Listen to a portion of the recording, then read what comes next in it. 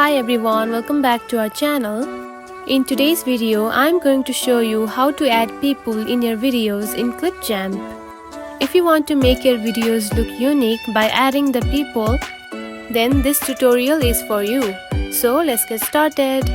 First of all, find the Clipchamp app, now open it. Choose one video where you want to add the people to.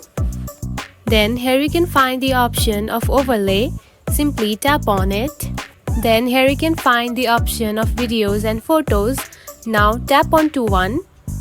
Now you can find the people from photos or videos. It's your choice. Now choose one and tap onto the search button. Then type people and search for it. Here you can find a lot of pictures of the people. Now scroll down and find one and tap on it and tap to next. Now here you can see the people has been added to your video just like this. Now you can add as much as you want on your videos using the overlay button. And that's it. This is how you can add the people on your videos in Clipchamp. It is very simple, right? If you found this video helpful, don't forget to like and subscribe for more tips. Thanks for watching.